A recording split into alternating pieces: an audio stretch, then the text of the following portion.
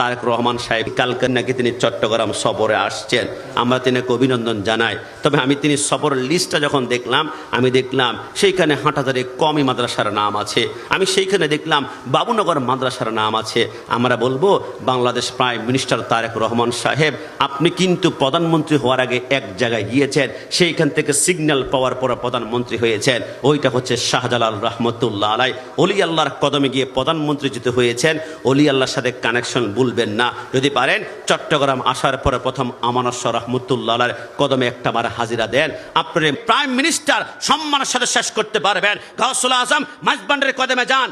আপনি তো হাটহাজারি মাদ্রাসায় যাচ্ছেন, জানি ওরা উগ্র, ওইখানে না গেলে হয়তো বা হামলা করবে, না হয় মামলা করবে, না হয় শাপলা চত্বরের মতন আগুন জ্বালাবে।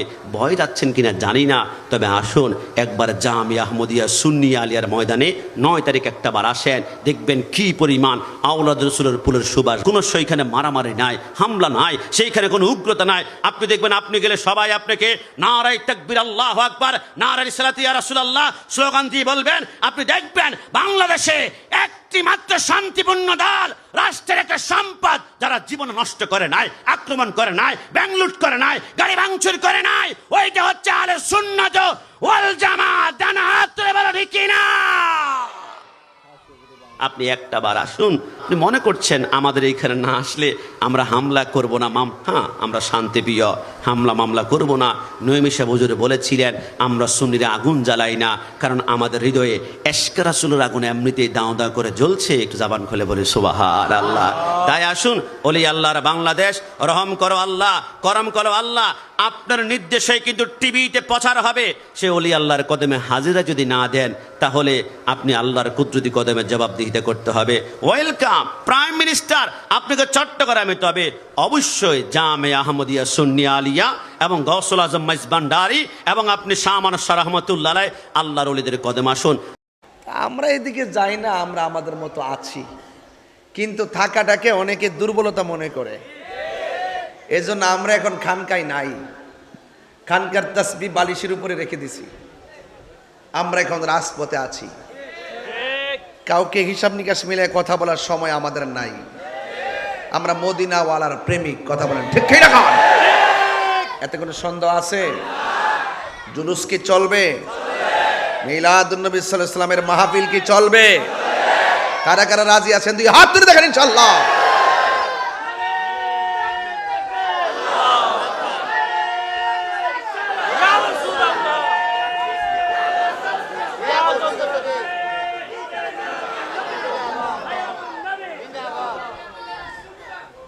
আমার ভাইরা, অনেক ওয়াজ আপনারা শুনছেন, শুনবেন, তবে কথা এতটুকুই, জানার নাম ঈমান না, মানার নাম ঈমান।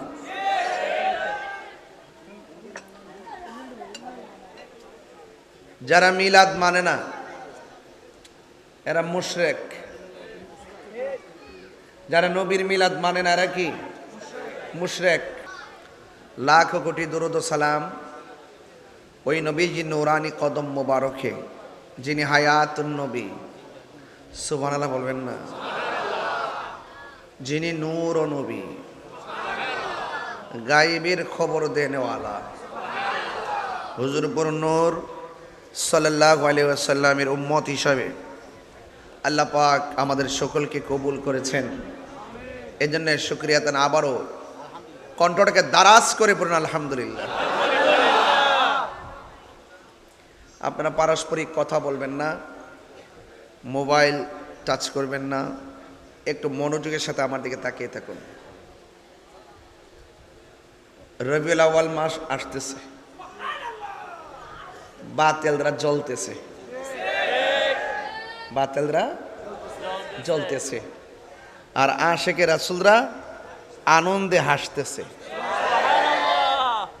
কত কি রাইট? ওরা জ্বলতে থাকবে, আমরা জশ্নে জুলুস করতে থাকবো। এখনই কি মাস আসছে? কথা বলেন, আসছে? আসার আগে জশ্নে জুলুস ঈদে মিলাদুন নবী সাল্লাল্লাহু আলাইহি ওয়াসাল্লাম উদযাপন উপলক্ষে ওরা বিরোধিতা করে শুধুমাত্র 12 তারিখ, আর আমরা মিলাদুন নবীর জশ্নে জুলুসের মাহফিল করি সারা বছর। আগে করতো একদিন বাদা, এখন আমাদের পবিত্র রবিউল আউয়াল আসলেই স্বাগত র্যালি শুরু হয়ে যায়। হ্যাঁ, এটা বাস্তবতা। মাঠ পর্যায়ে যদি আদমশুমারি করা হয়, দেখবেন জশ্নে জুলুসের পক্ষে সমস্ত মানুষ, আর বিরুদ্ধবাদী হলো তারা যারা এজিদের উত্তরসূরি। কথা বলেন ঠিক কিনা? যেই আমলে আমরা শুনতেছি এজিদের পক্ষে কথা কয়, ওরা তো কারবালায় থাকলে এজিদের পক্ষ নিত, ইমামে আলী মুকামের বিরুদ্ধে তলোয়ার ধরত। তাহলে আমরাও রেডি আছি, আমরা রেডি আছি। এই জন্য আপনাদের সকলকে বলবো, প্রস্তুতি এখন থেকে শুরু করেন। মহা ধুমধামে হবে ইনশাল্লাহ জশ্নে জুলুস। কথা বলেন ঠিক কিনা বলেন? কোটি কোটি টাকা ইনভেস্ট করে নিয়ে মহাসমাবেশ করে তারা, আর আমরা একটা জশ্নে জুলুস যদি সোহরাওয়ার্দী উদ্যানে ছাইরা দেই, এমন 50টা সোহরাওয়ার্দী উদ্যান লাগবে। কথা কি সঠিক কিনা বলেন?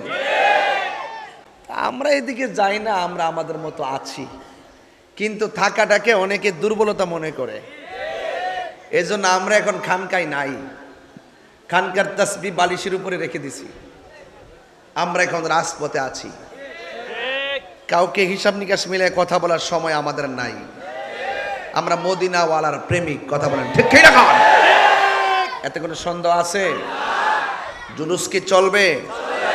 মিলাদুন নবী সাল্লাল্লাহু আলাইহি ওয়াসাল্লামের মাহফিল কি চলবে? কারা কারা রাজি আছেন দুই হাত তুলে দেখেন ইনশাআল্লাহ।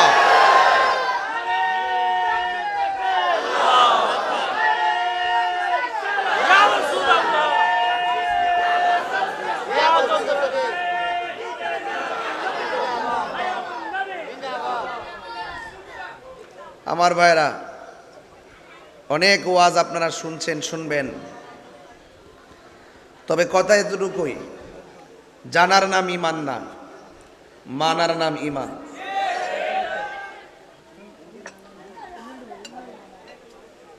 যারা মিলাদ মানে না এরা মুশরিক,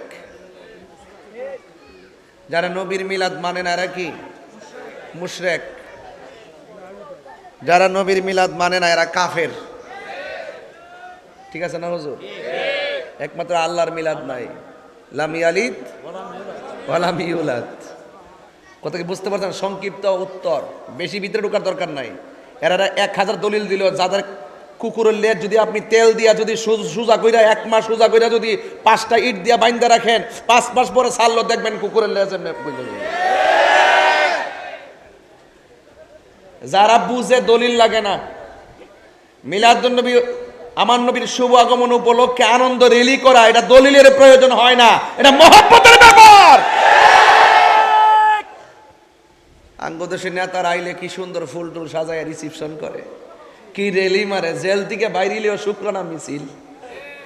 আর যার যেই নবীর সৃষ্টি না করলে কিছুই হতো না, ওই নবীর আগমনী বার্তা আমরা জুলুসের মাধ্যমে দেই, সর্ববাতিল ধর্মদেরকে আমরা জানিয়ে দেই এই তারিখে রাহমাতুল আলামিন দুনিয়াতে এসেছেন।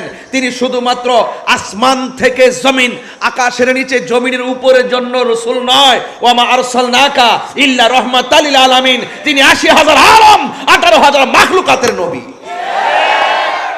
এজন্য আমরা নবীর বিশ্ব নবী বলি না, নবীর বিশ্ব নবী বলি না।